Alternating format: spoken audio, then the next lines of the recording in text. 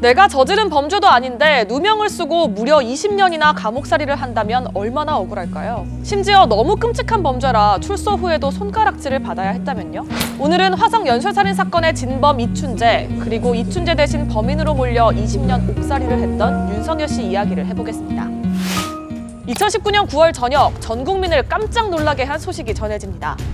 대한민국 최악의 미제 사건 중 하나로 알려진 화성 연쇄 살인 사건에 유력 용의자가 확인됐다는 속보가 들어와 있습니다.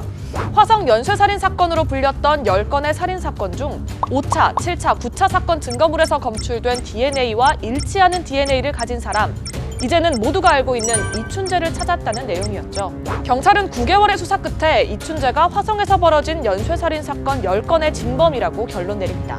그런데 이 중 8번째 사건은 이춘재가 아니라 다른 사람이 범인으로 잡혀 이미 처벌까지 받은 뒤였다는 사실이 드러났어요. 무려 20년 동안 억울한 옥살이를 한 사람은 당시 22살 청년이었던 윤석열 씨인데요. 당시 경찰은 윤 씨가 창문을 넘어 피해자 집에 들어가 범행을 저질렀다고 결론 내렸어요. 그런데 윤 씨는 소아마비라 다리가 불편하단 말이에요.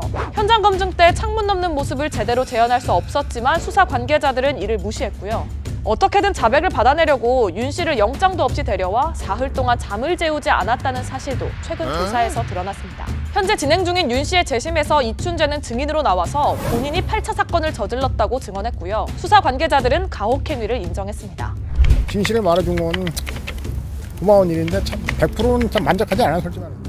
재심에서 윤 씨의 무죄가 확정되면 국가는 윤 씨가 감옥에서 보낸 억울한 시간들을 보상해줘야 합니다. 형사보상법은 구금 1일당 무죄가 확정된 해의 최저 1급의 최대 5배를 보상하도록 하고 있어요. 올해 무죄가 확정된다면 2020년 최저 1급 68,720원을 적용해서 최소 4억 8천여만 원에서 최대 24억 4천여만 원이 지급될 거예요.